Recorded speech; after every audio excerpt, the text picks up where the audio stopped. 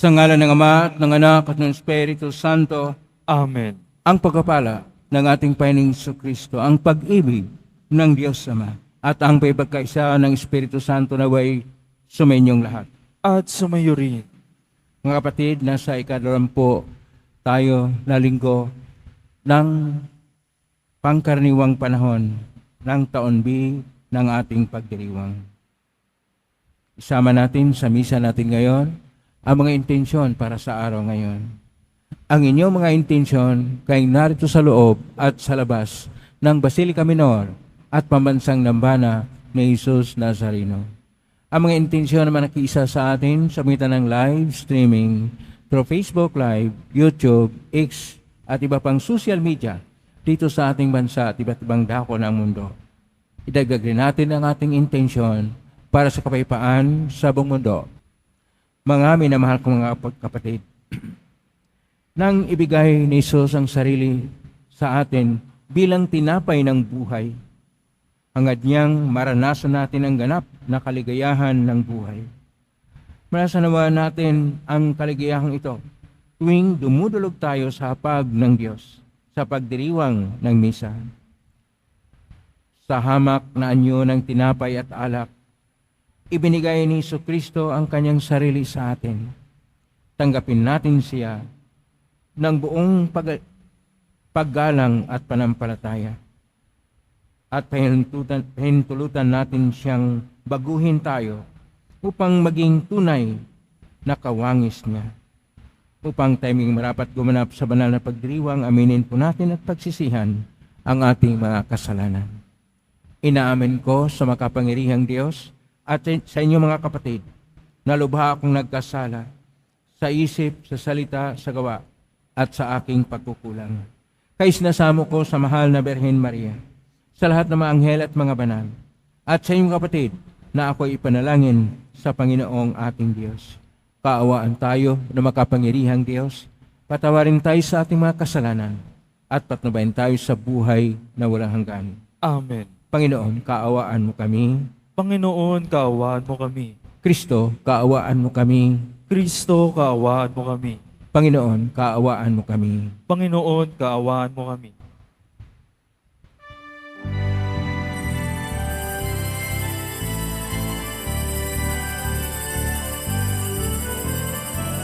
Papuri sa Diyos, papuri sa Diyos, papuri sa Diyos sa kaitaasan.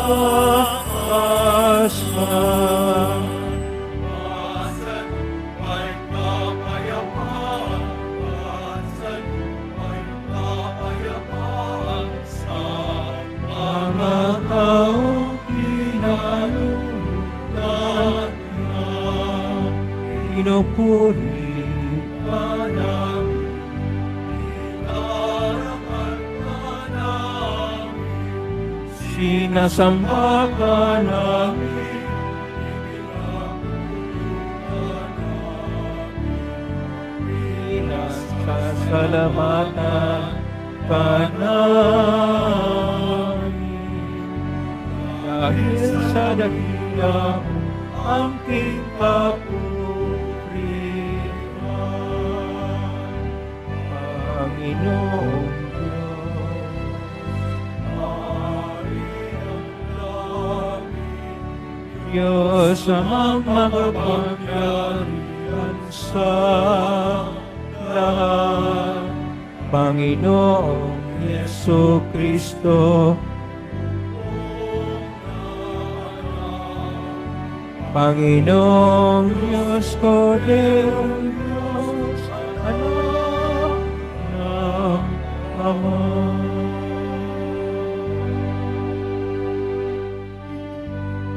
Ikaw na nagaling ng mga kasalanan ng sanlibutan.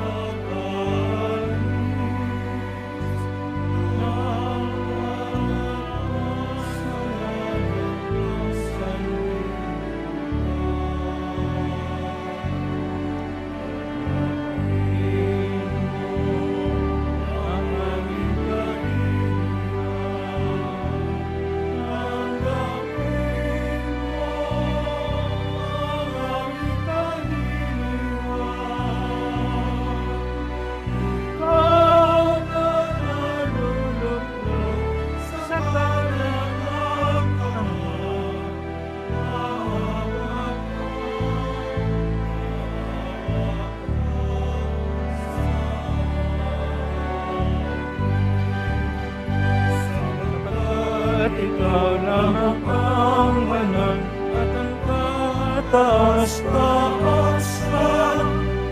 Ikaw lamang, Yesu Kristo, ang Panginoon. Kasama ng Espiritu Santo sa kadakilaan ng Diyos Ama.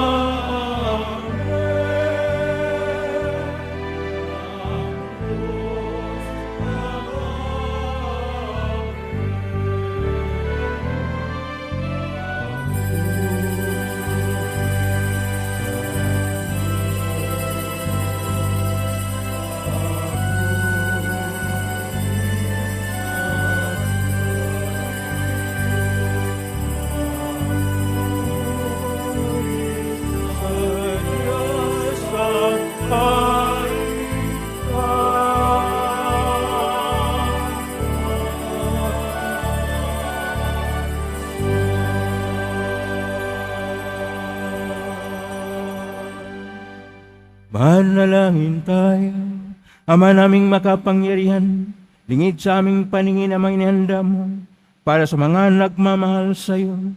Padaluin mo sa amin ang agos ng iyong pag-ibig upang sa pagmamahal namin sa iyo ng higit, makamtan namin ang iyong mga pangakong di malirik na hindi pa sumasagi sa isip namin o panaginip. Ilog namin to sa pangitan ni Jesucristo, kasama ng Espiritu Santo magpasawalang hanggan.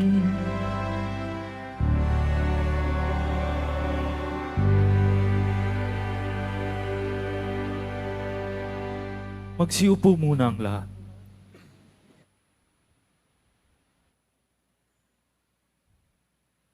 Pagbasa mula sa aklat ng mga kawikaan. Gumawa na ng tirahan itong karunungan na itinayo niya sa 7 patibayan. Nagpatay siya ng hayop, nagtimpla ng inumin. Ang mesa ay inihanda, punong-puno ng pagkain. Katulong ay isinugo sa gitna nitong bayan upang lahat ay abutin ng ganitong panawagan. Ang kulang sa kaalaman dito ay lumapit. Sa mga walang muwang ay ganito ang sinambit. Halikayo't inyong kainin ang pagkain ko at tunggain ang inuming inilaan ko sa inyo. Lisanin ang kamangmangan upang kayo ay mabuhay at ang landas ng unawa ang tahakin at daanan. Ang salita ng Diyos. Salamat sa Diyos. Magsumikap tayong kamtin ang Panginoong butihin. Magsumikap tayong kamtin ang Panginoong butihin. Panginooy aking laging pupurihin, sa pasasalamat di ako titigil. Aking pupurihin kanyang mga gawa, kayong naaapi, makinig, matuwa. Magsumikap tayong kamtin ang Panginoong butihin. Matakot sa poon, kayo kanyang bayan, nang makamtan ninyo ang lahat ng bagay. Kahit mga leon ay nagugutom din, sila'y nagkukulang sa hustong pagkain. Ngunit ang sinumang ang poon susundin, sa anumang bagay hindi kukulangin. Magsumikap tayong kamtin ang Panginoong butihin. Lapit, ako'y dinggin mga kaibigan, at kayo ngayoy aking tuturuan, na ang Diyos ay dapat nating katakutan, ang buhay masaya at mahabang buhay. Di ba ninyo gustong inyong maranasan? Magsumikap tayong kamtin ang Panginoong butihin. Salitang mahalay at pagsisinungaling ay dapat iwasan at huwag banggitin. Mabuti ang gawit masamay layuan, pagsikapang kamtin ang kapayapaan. Magsumikap tayong kamtin ang Panginoong butihin.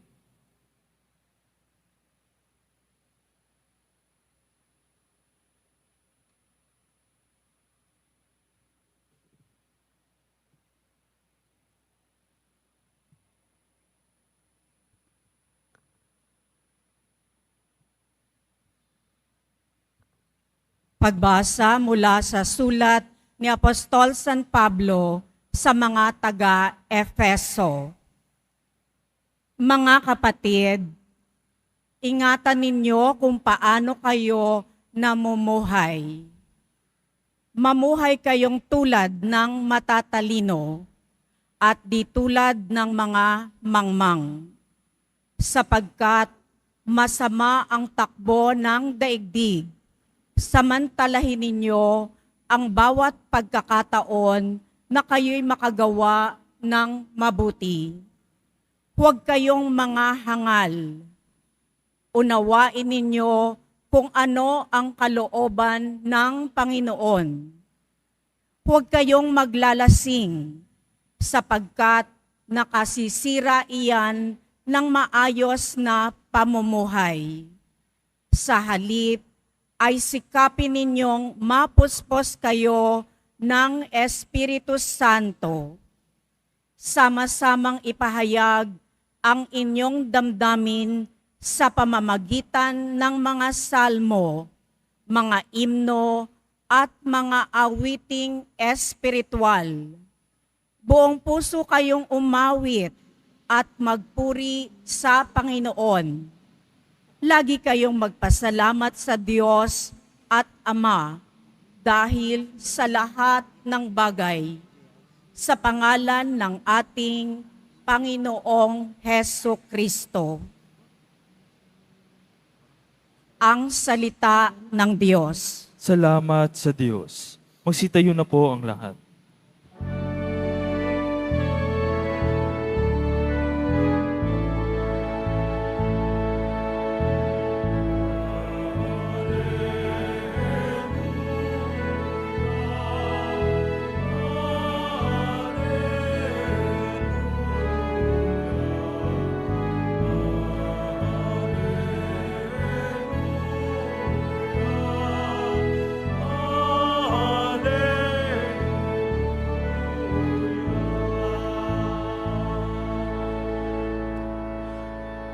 Ang sinumang kumakain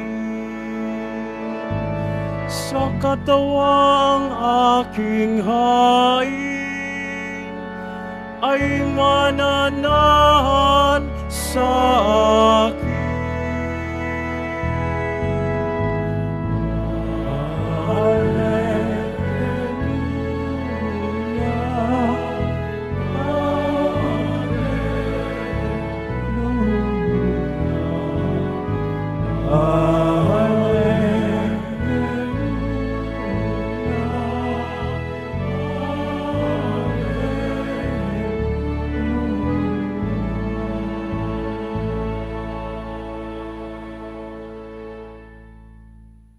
Sumainyo ang Panginoon. At sumayo rin. Ang mabuting balita ng Panginoon ayon kay San Juan. Papuri sa iyo, Panginoon.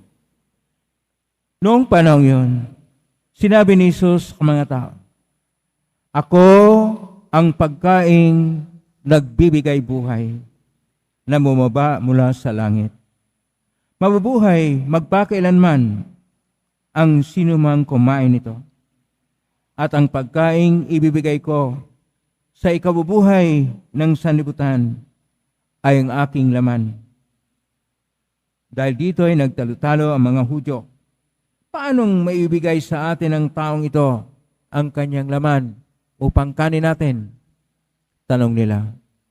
Kaya't sinabi ni Jesus, tandaan ninyo, malibang kanin ninyo ang laman ng anak ng tao at inumin ng kanyang dugo, hindi kayo magkakaroon ng buhay.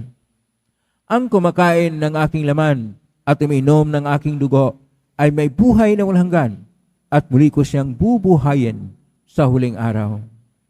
Sapagkat ang aking laman ay tunay na pagkain at ang aking dugo tunay na inumin. Ang kumakain ng aking laman at uminom ng aking dugo ay inahan sa akin at ako sa kanya. Buhay ang amang nagsugo sa akin at ako'y nabubuhay dahil sa kanya. Gayon din naman. Ang sino mang kumain sa akin ay mabubuhay dahil sa akin. Ito ang pagkaing bumaba mula sa langit.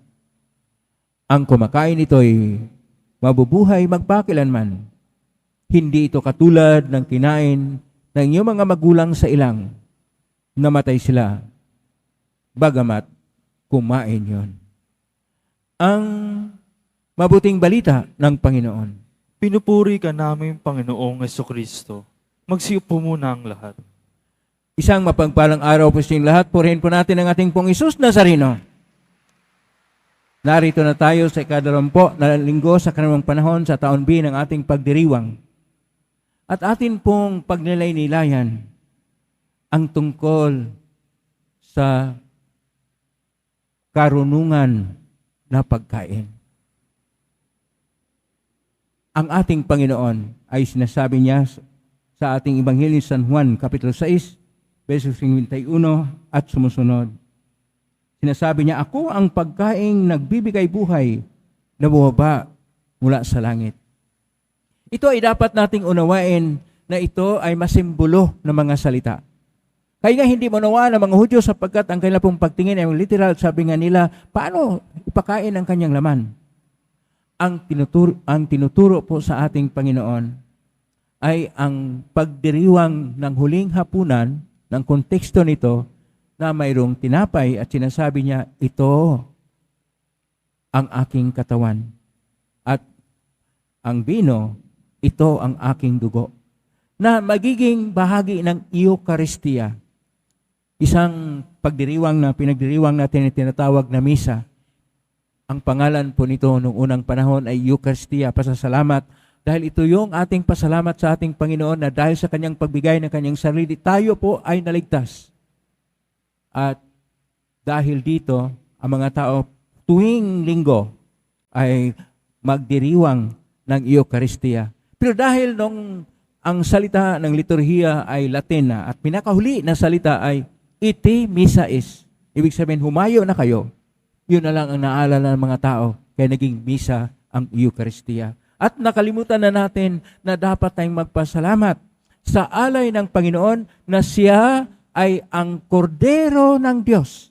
At dahil kordero ng Diyos, ang laman ay ang kanyang katawan na. Pero iba na dahil masimbolo na paraan, ang simbolo ay ang tinapay, yun na ang kanyang katawan.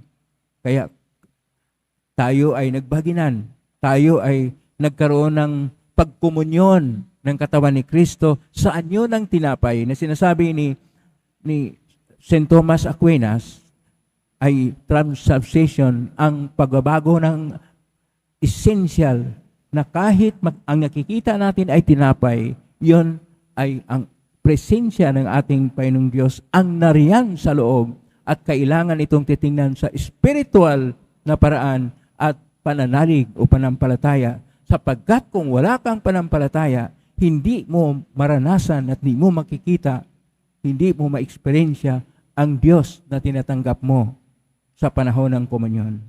Kaya kailangan natin ang karunungan. Kaya sinasabi nga sa ating unang pagbasa, sa Aklat ng Karunungan, Kapitulo 19, verso 1 hanggang 6, na ang karunungan, masimbolo rin na tumatawag sa lahat ng tao, o kayong mga wala pang alam, kayong mga mangmang, pupunta kayo dito at kakain. Ano po ang kakainin? Ang kakainin nila ay ang mensahe ng karunungan tungkol sa kabutihang loob ng Diyos, na noon nagpalaya sa kanila at nagbigay ng mana, yung mga tinapay mula sa langit. Pero itong mga tinapay na ito ay hindi rin nagbigay ng buhay na walang hanggan. Ang ating Panginoong Hesus lang sa ating pagtanggap sa spiritual na pag-unawa natin na itong pagtanggap natin ng pagkain ng nagbigay ng kamalayan na siya na nga ang pagkain sa buhay na hanggan, tayo ay magkaroon ng buhay na walang hanggan. Kaya sinasabi sa ating malang pagbasa, sa sulat ng Pablo sa Episo, Kapitulo 5, 15 at sumusunod, na unawain nating mabuti, hindi tayo mangmang na. Naturuan na tayo ng ating Panginoong Hesus sa kanyang ebanghelyo at yung pagtuturo na yon ay ating isabuhay na magiging masinop tayo, maging marunong tayo at hindi mga hangal at mga mangmang. Ibig sabihin, maging matalino. Sa salitang Hebreo, ang pagiging matalino ay hokma. Hukma, hindi lang po yan talino na ito ay o karunungan na ito'y alam natin at memorize natin.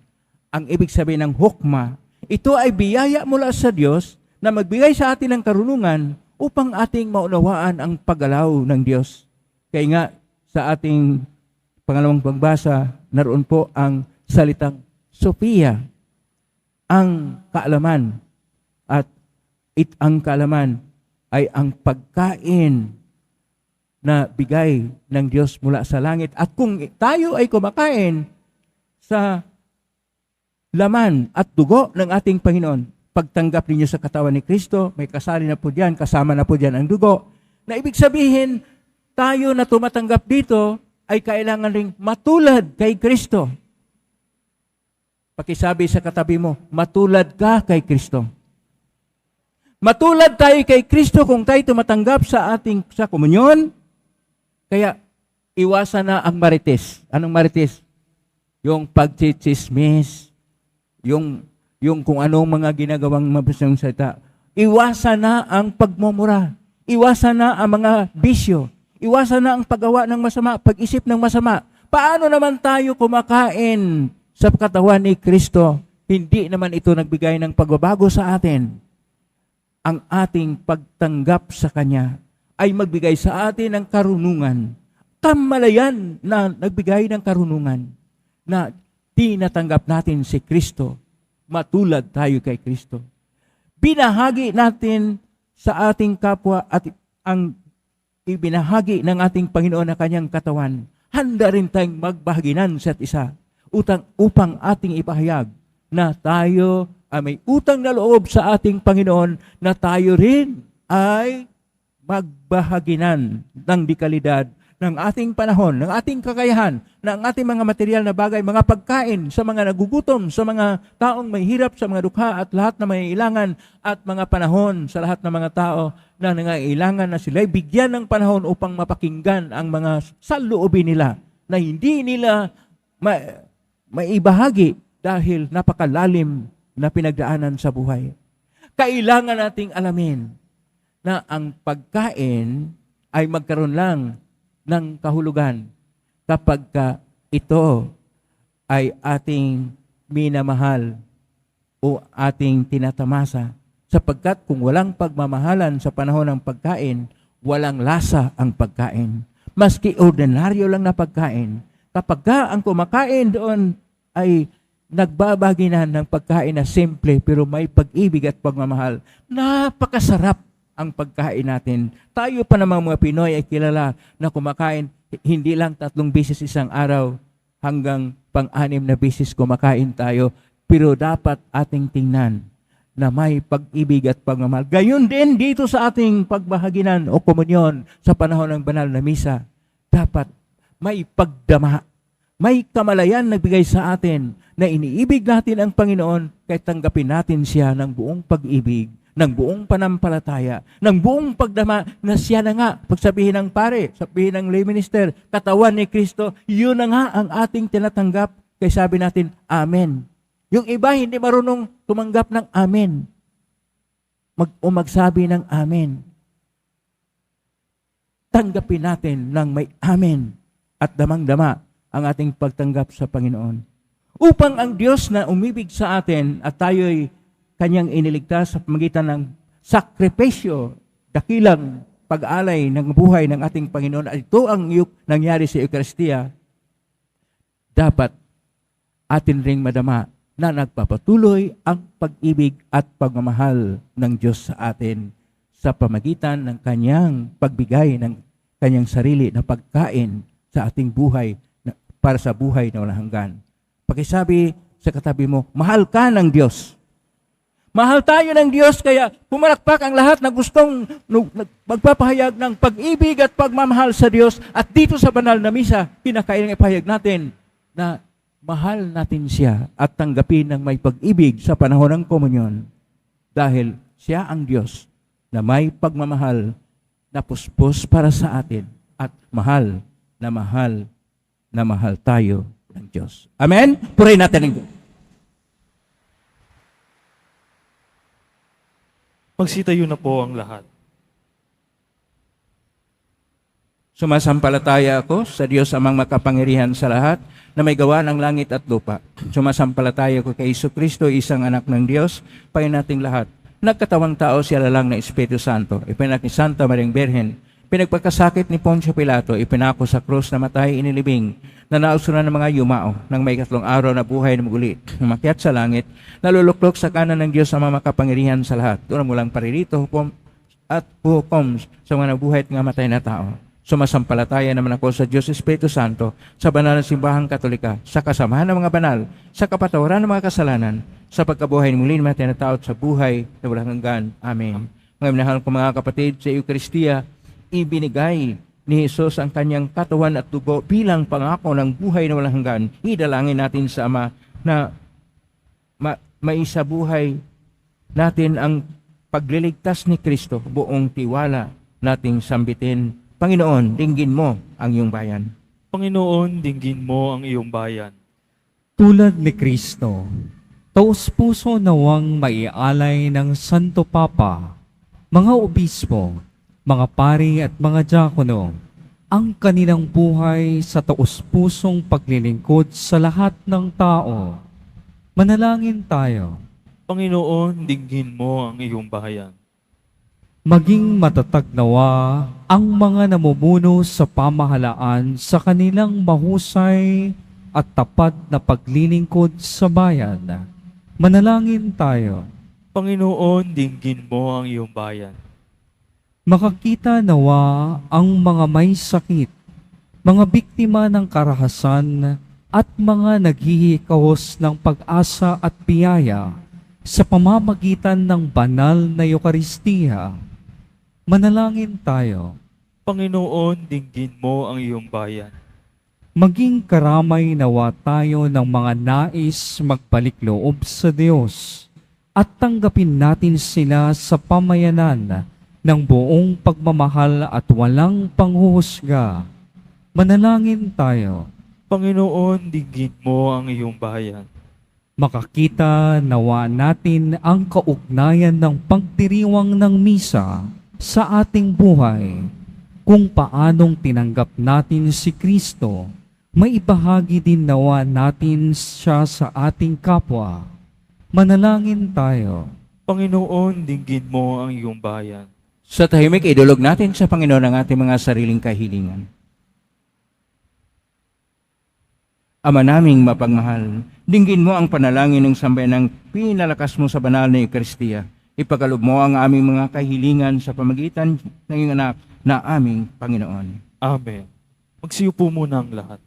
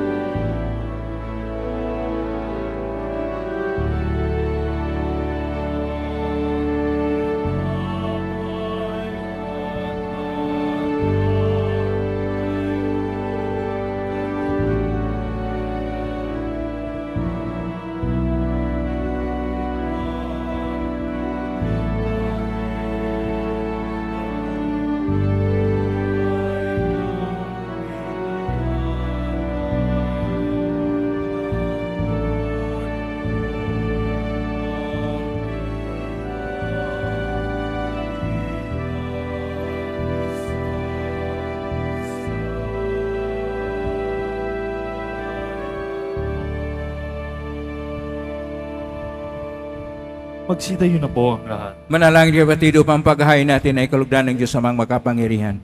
Tanggapin nawa ng Panginoon itong paghahain sa inyong mga kamay, sa kapurihan niya at karangalan, sa ating kapakinabangan at sa buong sambayan niyang banal. Manaming lumikha, tanggapin mo mga alay upang maganap ang pagpapalitan ng kalubat ng aming handog sa aming paghahain sa iyo na ring ibinigay para kami maging marapat na iyong paunlakan sa pangitan ni Kristo kasama ng Espiritu Santo magpasa walang hanggan.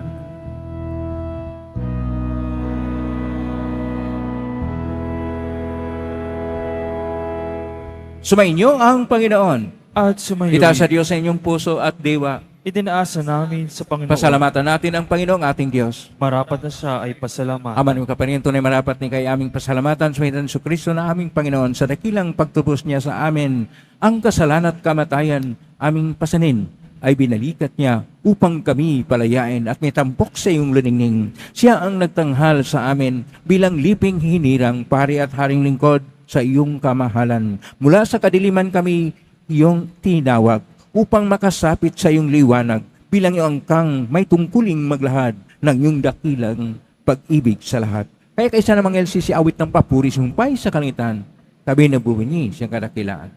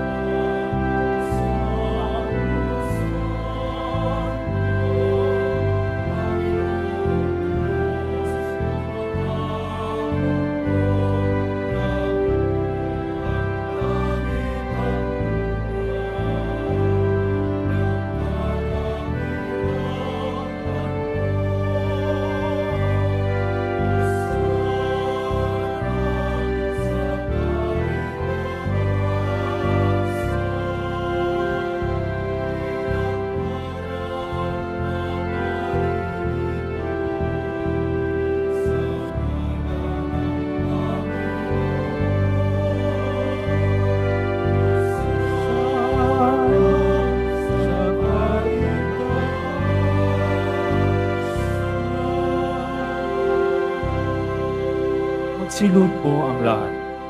Ama naming banal, ikaw ang bukal ng tanang kabanalan, kaismitan ng Espiritu ng banal na makalob nito pang para sa amin, maging katawan at dugo ng aming Panginoong Kristo. Bago niya pinagtisang kusang loob na maging handog, hinawakan niya ang tinapay. Pinasalamatan kanya, pinaghati-hati niya yon. Iniabot sa kanyang malagad at sinabi, tanggapin ninyong lahat ito at kanin. Ito ang aking katawan na ihandog para sa inyo.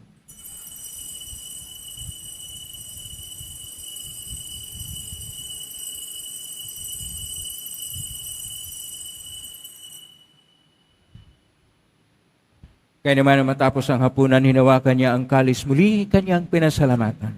Inabot niya ang kalis sa kanyang malagad at sinabi, tanggapin ninyong lahat ito at inumin. Ito ang kalis ng aking dugo, ng bago at walang hanggang tipan. Ang aking dugo na ibubuhos para sa inyo at para sa lahat sa kapagpapatawad ng mga kasalanan. Gawin niyo ito sa pag-alala sa akin.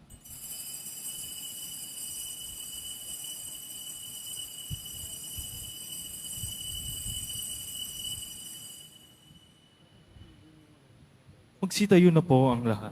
Ang misteryo ng panampalataya. Si Kristo'y namatay, si Kristo'y nabuhay. Si Kristo'y babalik sa wakas ng panahon. Ama, ginagawa namin yan ang pag-alala sa pagkamatay at muling pagkabuhay ng anak kahit naalay namin sa iyo.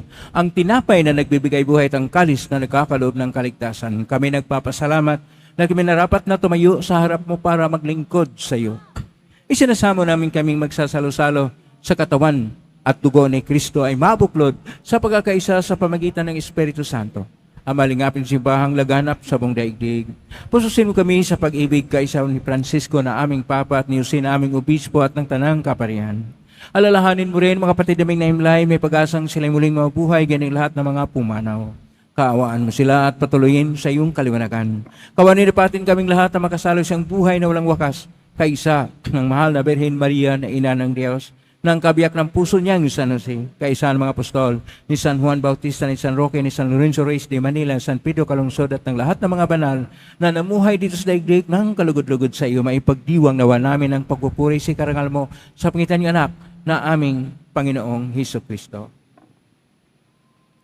Sa pamamagitan ni Kristo, kasama niya at sa Kanya, ang lahat ng parangal at papuri ay sa iyo, Diyos Amang makapangyarihan, kasama ng Espiritu Santo, magpasawalang hanggan.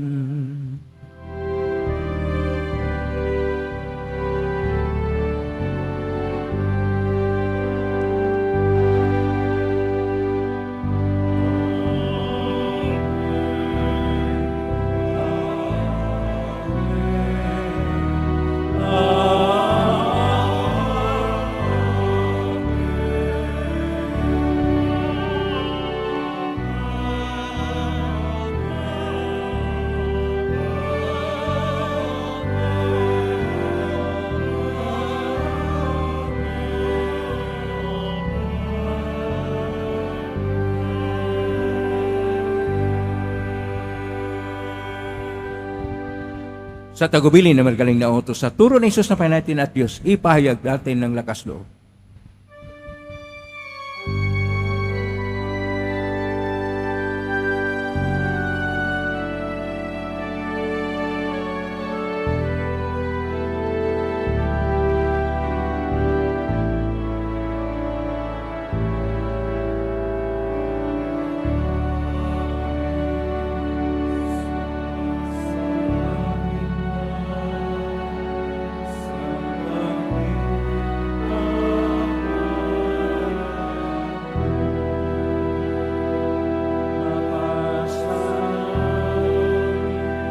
Ang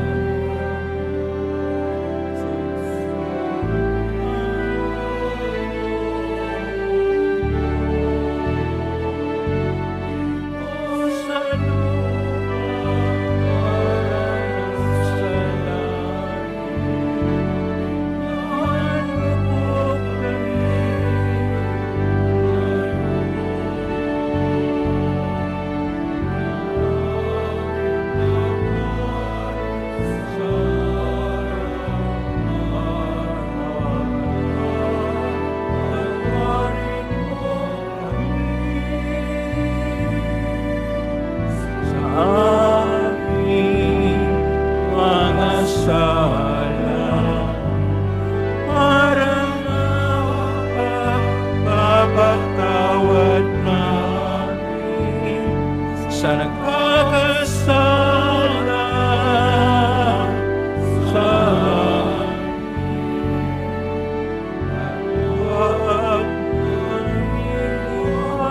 hintalang sa tukso at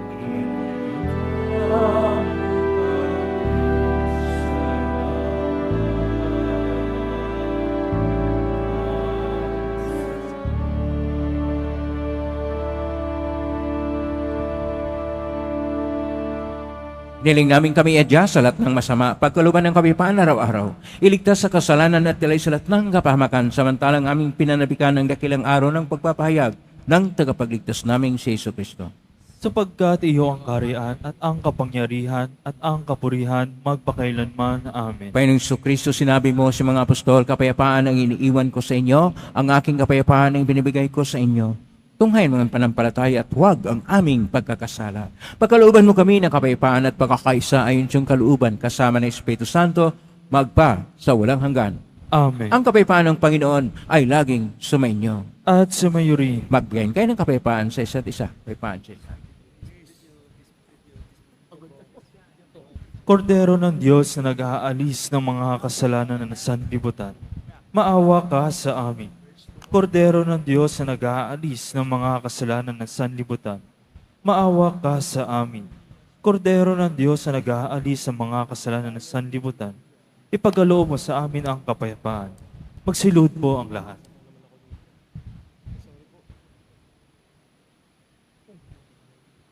Ito ang kordero ng Diyos. Ito ang nag-aalis na makasalanan ng sanlibutan.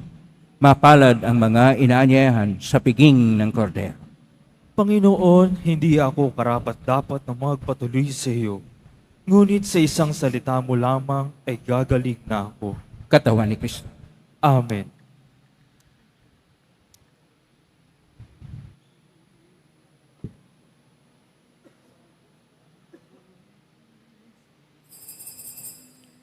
Para sa lahat ng tatanggap ng banal na komunyon, sasagot po tayo ng amen pagkasabi ng pare o ng lay minister ng katawan ni Kristo at isubo agad sa bibig bago umalis sa harapan ng pare o lay minister.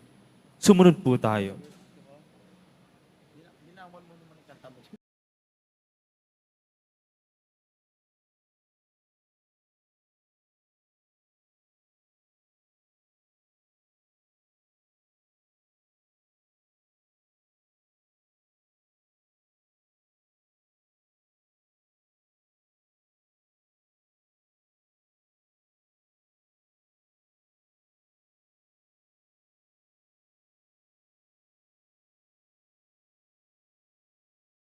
Manalangin tayo.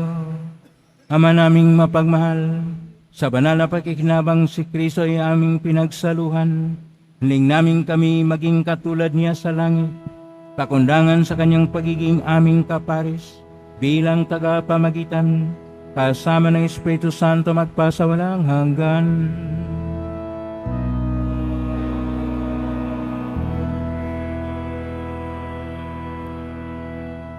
Maraming salamat po sa inyong pagdalaw sa tahanan ng ating pong Isus Nazareno. Kayo mga narito, kayo minaugnay sa iba-ibang social media platform na kusposting sa iba't ibang paraan. Naway, ang inyong mga panalangin ay ringgin ng poong Isus Nazareno. Salamat po sa lahat nagbigay ng tulong at donasyon sa Quiapo Church upang makatulong tayo sa kapwa nating mga hirap at nangailangan. Salamat po sa inyong tulong.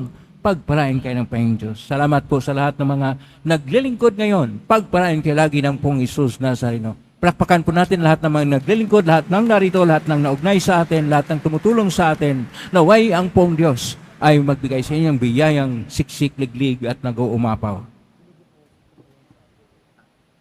Karunungan at pagkain mula sa langit ay ang ating poong Hesus Nazareno na dapat nating alamin ang kanyang mga turo, ating isabuhay upang tayo'y magbahaginan ng dekalidad na panahon, kakayahan at mga bagay na kailangan sa ating kapwa upang mapahayag ang Diyos sa ating kapwa na Diyos ng pag-ibig.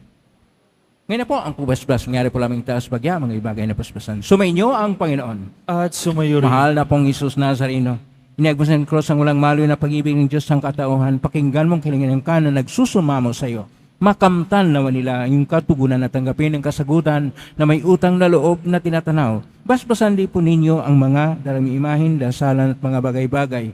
Basbasan ang may makaramdaman. Sa pangitan ng benisyon ito ng maalala ang pangakon sa binyag na ikaw ang ibigin at paglalingkuran bilang Panginoon magpa sa walang hanggan. Amen. Pagpalain kayo ng makapangirihang Diyos, Ama at Anak at Espiritu Santo. Amen. May king taglayang kapayapaan, pag-ibig at pag-asa ng pong Isus Nazareno. Salamat sa Purihin natin ang ating pong Isus Nazareno.